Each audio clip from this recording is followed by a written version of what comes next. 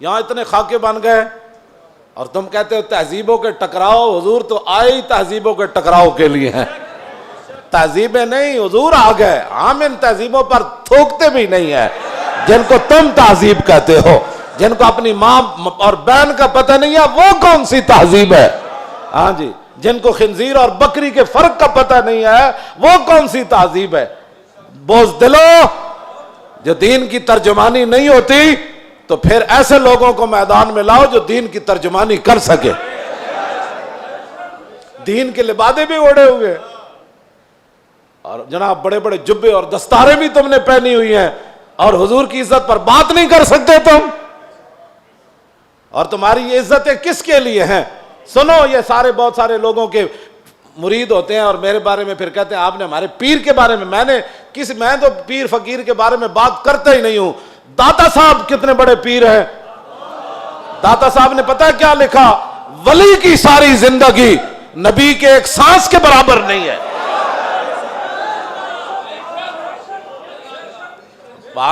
صرف نبی کے امام الانبیاء کے تو خلق سے اولیاء. یہ داتا صاحب کشف المحجوب لکھی گل. ہن گل کرو تسی. جدوں حضور دی عزت دی گل آوے تے پھر کھڑا کوئی نہ ہوئے پھر وہ پیر ہے. تے پھر اپنی جاناں بچائے تے اپنے جناب ادارے بچائے تے اپنے خانقاہاں بچائے. رسول اللہ کی تو سانس کی بھی کروڑوں حصے کرو نا پھر بھی اس کی ساری زندگی اس کے برابر نہیں ہو سکتی. کروڑویں حصے کے بھی. یہ تو داتا صاحب نے صرف انبیاء کی بات لکھی ہے. رہ گئی حضور کی بات تو خلق سے اولیاء اور فاق النبیین فی خلق وفی خلق ولم یدانو فی علم ولا کرم وکلہم من رسول اللہ ملتمس غرفا من البحر اور رشفا من الدیم وواقفون لدے عند حد من نقطۃ العلم او من شکلۃ الحکم. ایدہ تو میں ترجمہ نہیں کر سکتا انبیاء دی عظمت دی وجہ. امام بوصیری گل کتھے جا کے کی تھی کہ حضور دی شان کتھے جا کے ہے. فرمایا سارے انبیاء اور رسل حضور سے یہ عرض کرتے رہے کہ حضور اپنے کرم کا ایک چھینٹا ہمیں بھی عطا فرما. وَكُلُّهُم مِّن رَّسُولِ اللَّهِ مُلْتَمِسٌ غَرْفًا مِّنَ الْبَحْرِ أَوْ رَشْفًا مِّنَ الدِّيَمِ. یا اپنے سمندر سے ہمیں ایک چلو عطا فرما دو. اے لفظ اے شیر ہوندا نا دائیں بائیں تے حضور نے تو سنیا سی بوسیری نو چادر دیتی. جے دے وچ کوئی گل ہوندی تے حضور نے فرمانا سی بوسیری اے شیر کٹ دے. تمہیں مقام رسول کا پتہ ہی نہیں ہے. باتیں لوگوں کو اگر مگر کی کرتے ہو. اگر مگر سے ناموس رسالت پر پیرا تھوڑا ہونا ہے. اگر مگر سے پیرا نہیں ہونا. پیرا رسول اللہ کی عزت کا ایسے ہی ہونا ہے جیسے صدیق اکبر نے پیرا دیا, جیسے فاروق اعظم نے پیرا دیا.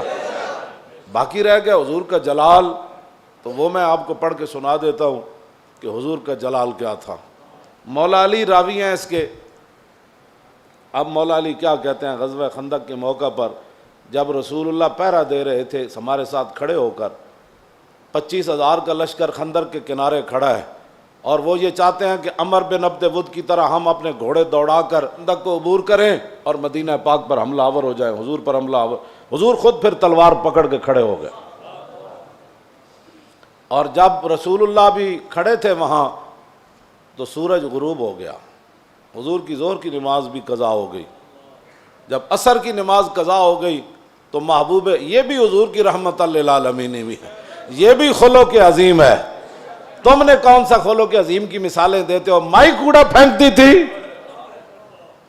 اور تم یہ باتیں لوگوں کو سکھاتے ہو فلاں کو معاف کر دیا. وہ حضور کا اپنا حق تھا معاف کیا. امتی کو حق نہیں بنتا کہ وہ حضور کی طرف سے خود منصف بن کے لوگوں کو معاف کرتا رہے. یہ قیامت کو فیصلے ہوں گے کہ رسول اللہ نے کس کو معاف کیا اور کس کو معاف نہیں فرمایا.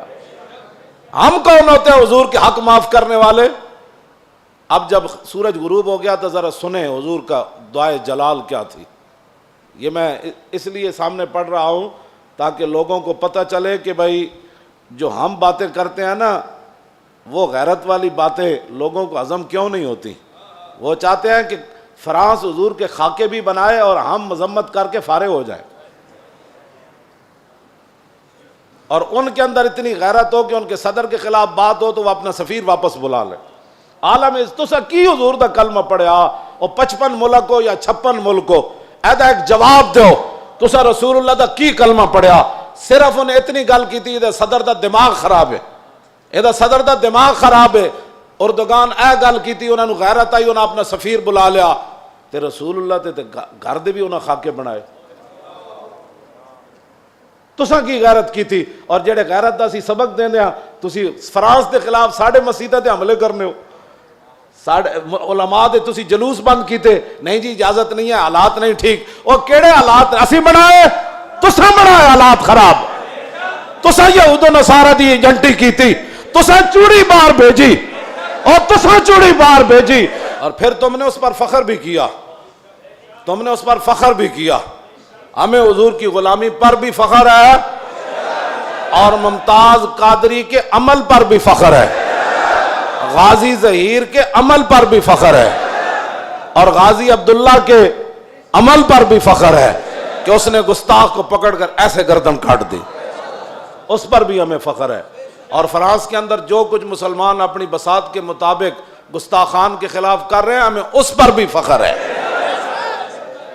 ہمیں اس پر بھی فخر ہے، ہمیں اس پر فخر ہے، ہم ان کے ساتھ ہیں۔